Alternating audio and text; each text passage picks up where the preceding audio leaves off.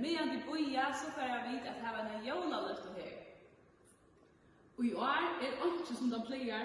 Och då släpper vi helst i kyrkna julafton att synka samman. Så att vi vill att detta var ett gott husgått och ett gott alternativ. Vi får höra en jolasöva och vi får synka syntor och så får Karen göra oss kreativt. Eisen får en jättra dansa en sang för Jakob. Och då måste vi äntligen få det gott plats här som det är och hemma. Och dansar vi, håller det konsamma med Jakob. Vi hoppas det för att njuta så löftena. Vi får önska dig en glädjelig jul och ett av herrarna signa nutjar. Och vi vånar söka dig på en aftur till söndagsskola och badmakör och till nutjar år. Vi sökas! Jag får fortälla dig en jolasöva. Hon eitur søvan jólaklokkerna. Kanskje omkring dere kjenner henne? Men jeg forteller så fra mynter å komme av skjermen eisene. Og i Betlehem, i en liten boje og i Israel, boe for nekvån åren søyan en jetta som er Rekol. Mamma henne var deg, da Rekol var helt liten, så det var bare papen som var tjøyene. Papen var seia med vår, og saman vi øren så ansei han seg av Betlehems fløtum. Av tog jeg papen sjaldan var tjøyene, så var Rekol ofta kjent. Eisen om nottena måtte han være ikke seie noe. Men Rekol visste vel at han måtte ansa øyelig vel på seien for vildurene. Ein dagen fann Rekol en så indeslige silverklokka og i gøtestøven at han fyrir det store vertshuset. Hon var så vøkker og dyrabær at Rekol dotte ikke hoksa seg at en gestor av vertshuset noen kanskje miste henne. Rekol visste ødlom klokkene, men ongen dotte jeg si henne før han var kommet. Ongen utan den gamla blinda Ruth som bor i Ottali og i Boino. Ruth lät klokkene rinja stilleslige.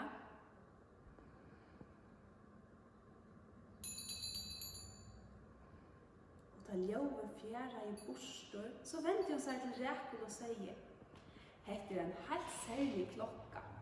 Du slipper heve henne til okkurs helt særlig for å hente. Hetta blir så underfullt at du gledelig har lett henne fra deg for det. Hva for å hente, spurte Rekol. Nå hun glömmer igjen, og når for det hente? Men Ruth hun yppte øksel og sier: «Det vet jeg ikke. Heller ikke andre vet det, bare god vet.» Tog sa Rekol klokkene som så en dyreste grip, og hun gømte henne i sangsynet. Så en dagen bær så av at en maver og kone kom til Betlehems.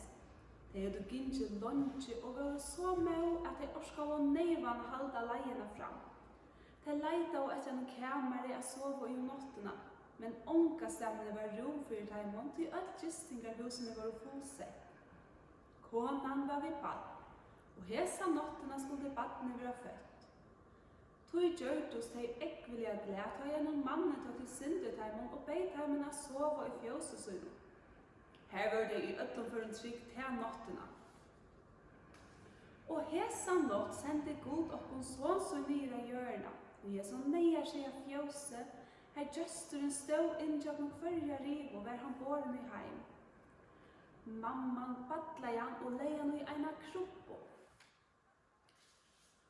Da badne var født, ta hendte nekka sjálfsamt av Betlehems fløtum, her fægir Rekol og hine seiamennene skjølte til å seie noe. Om nattene gjøres brottlige så ljøst og som omtær at det gjøres benkner og visste å ikke gjøre. Hetta hadde der omgående seg for. Brottlige kom og enkler ned av himmelen og narska av seg nå, så at seiamennene gjøres en benkner. Når jeg sier meg og fyrer seg en angel i alle dødsynene, sier mennene fotlå av knæ og tar du ikke å røre seg. Øktast ikke, sier en angel vinnerlige. God har skjent med tildykkere, jeg har glede på å si dykken. Og i det veseligaste fjøsene i Betlehem i natt Guds son og bor i heim.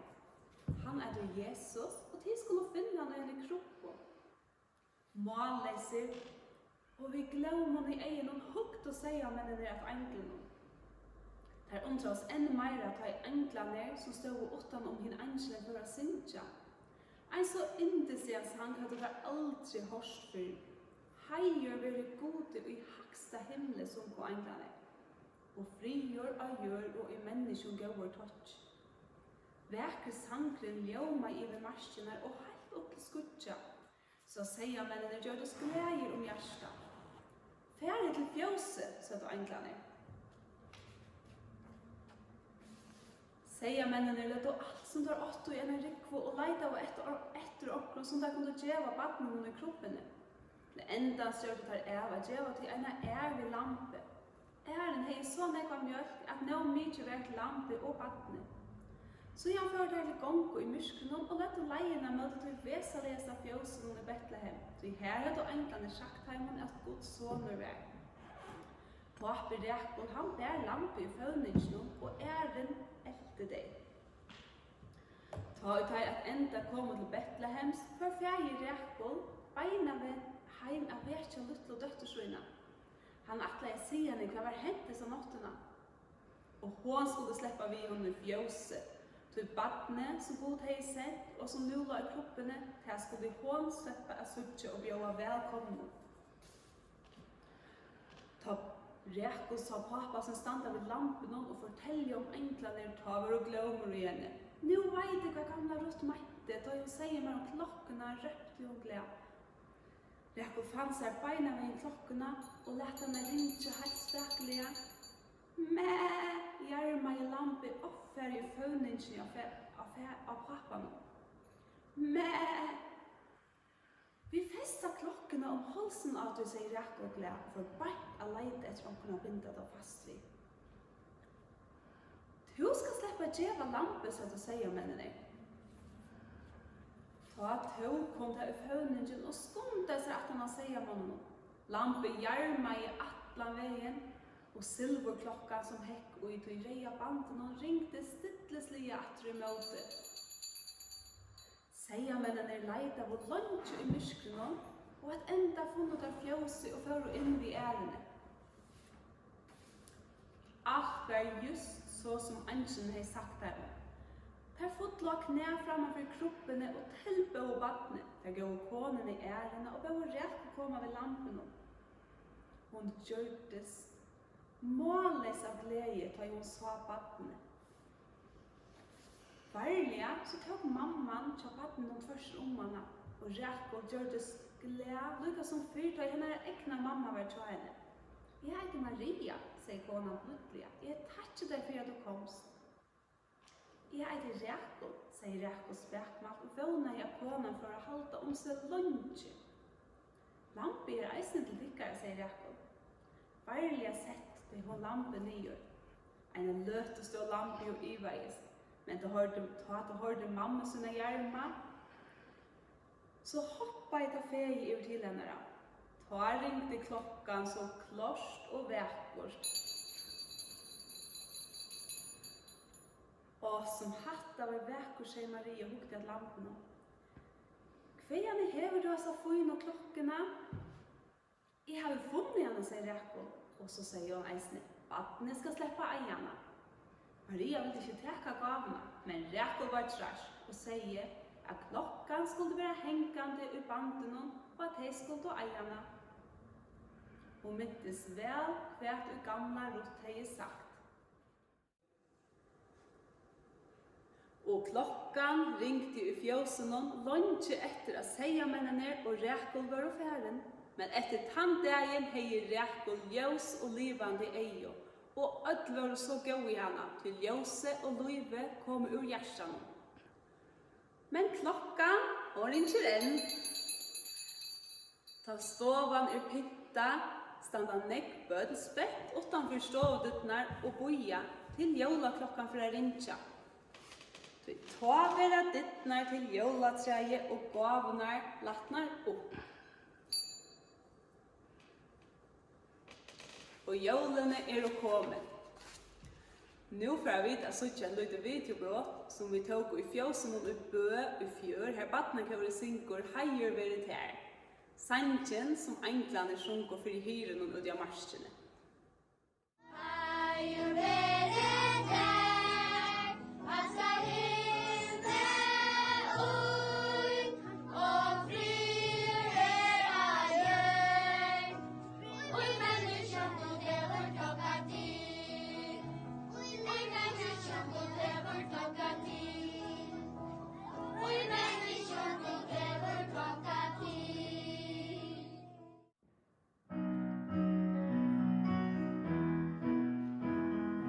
Jesus väste vinner vattnarna. Jesus väste vinner vattnarna. Allt du ger en tjamer, aldrig flera framer. Jesus väste vinner vattnarna. Jesus väste vinner vattnarna. Jesus väste vinner vattnarna. Allt du ger en tjamer, aldrig flera framer. Jesus väste vinner vattnarna. Djup och brett är denna som lämnar djup och brett. Djup och brett är denna som lämnar djup och brett. Varen når din mun, varen når din mun. Håll mig för husinsa, halleluja, håll min djup och brett. Djup och brett är denna som lämnar djup och brett. Djup och brett är denna som lämnar djup och brett. Djup och brett är denna som lämnar djup och brett. Hålen når din mun, hålen når din mun. Håll mig för husinsa, halleluja, håll min djup och brett. Djup och brett är denna som lämnar djup och brett. Köper torte är städ, kom nu vi och säga, vi färdas från husens städ. Jesus skördade er för att säga det är, halleluja, till varje människa. Dyk, jag är flöjtan. Bip, komma städ. Tjapp, har du tagit? Och vi kallar husens städ. Köper torte är städ, kom nu vi och säga, vi färdas från husens städ. Jesus skördade er för att säga det är, halleluja, till varje människa. Dyk, jag är flöjtan. Bip, komma städ. Tjapp, har du tagit? Och vi kallar husens städ. Nu vet jag, Hadla, att det är nekv som är mega spettla att släppa packa gaver upp och få en goan dövra. Och vi kvärst så kan ta igen och vi släppa öppna gavarna, vi har nog så länka. Vi kanske har spurt för äldre tusen, vi vet inte kött. Men jag vet hosgott som man kan göra hvis man kanske har bruk för att få tøyna gänga sin kjöldare. Ett gott hosgott till att göra också kreativt. Jag har prövat just det så lite jalla-trä. Är det snart så fyrst? Jag klippte så rundingarna med en bötten sunko ett fjås och en kroppa. Men här är faktiskt ett som vi tycker de flesta kunde göra till nästan ödla och kunna äga tillfälle in i det. Vi får hänga det här och så får vi då visa att hur man kan göra ett jalla-trä. Så yes. Yes. Hadla, det enaste som man ska äga inne, det är en syndrom av papyre. Och det är de flesta, va? Man kan gott bruka vanligt kopipapper. Eller hvis man eier sin grønn og eier nok sånne grønt papper, så er det ordentlig cool å bruke til eisene. Og det som man skal gjøre til å klippe rundingar i imsk og støtten. Men til sunker i fjøsar kroppa, så setter jeg bare og klippte rundingar. Jeg har ikke teknet der åren. Men man kan godt tekna seg der året, så kan man finna seg imsk ting, og imsk rundt og støtten, så står jeg helt uilagt. Så vi kunne tekna en større runding vi, til dømes. Og så tar jeg et synteminne, glas. Så kunne vi vente at vi høtte, så får vi et atra i minne. Og så har vi forfallslas eier de fleste av jævlen til eisen rundt. Så kunne vi tekna en runding her. Hvis du så klipper det ut, så kan man eisen justera det sintor at minka det, at man hever tekna det. Hvis du klipper rundingen ut, Hadla, så skal du vise hvordan man gjør videre. Akkurat må vi ta at hva er jøla trøya? Jeg har faktisk en ståltråd her, og så har jeg kanskje en perlo enda. Hei, man kan her fann en døs ved perlon, og det er slett ikke viktig hvordan det ser ut. Det kan være perlo som man bygger ved, eller det kan være akkurat som man gjør halsband, eller akkurat ved. Så tar man perlene, en tråd. Hvis man ikke eier ståltråd, som jeg nu har her, så kan man godt ta en nål, en stoppenål eier de fleste. Hva er bandor. Så drev man perlene i kjøkkenen, finner perler som passer av bandet. I enden er nok så smart å binde en knut, så det er en perle som stopper juletræn og tjokk. Så les.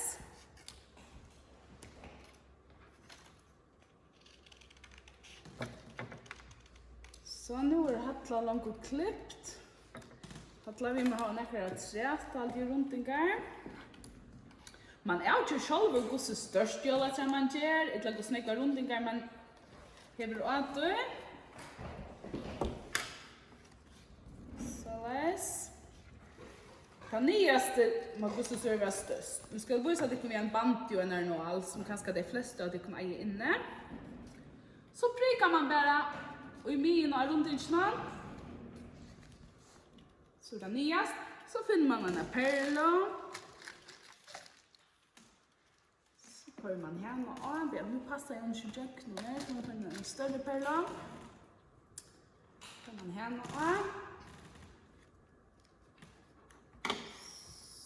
och så klipper jag så bara äsne.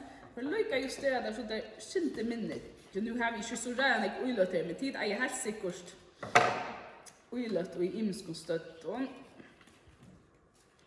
Så det blir minne. Här. Så kollar vi här då strätt.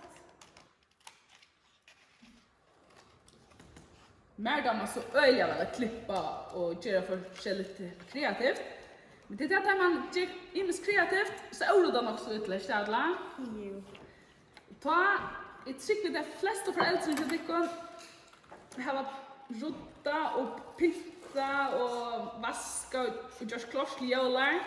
Så är det att be dickon om ta dit här var klipp eller kan det för göra så rutta bara upp ett dickon så jävla cheligt vis allt ligger och flyter vis det får jola just en sort. Perfekt, jag har en pixel som det minne.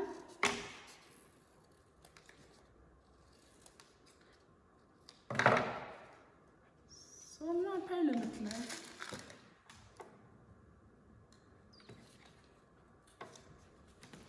Hattla. Testa nu. Perlen upp.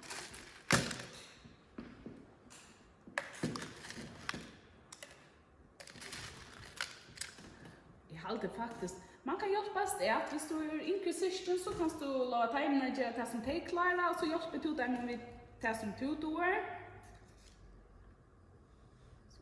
En liten toppa trätt hade jag för att göra. Så minkar vi tändan ett. Så man är stora mål så må man nästan ha perler som har stor hål i.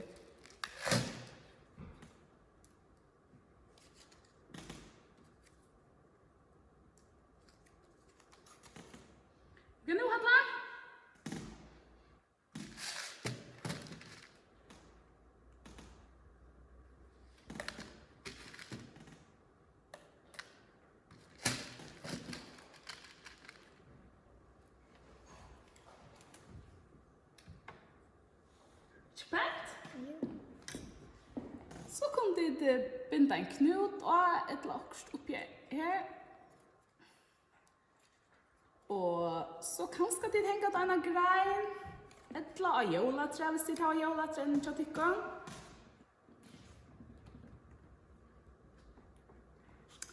Skal vi tenke det her av greinene. Så tar man bare så kulene. Så leis. Hatta halda vidare fitt lite jolaprøy som de kunne gjøre med de boja. Og ikke ringt å gjøre. Minnsel, vi må råde opp etter okken. Ja.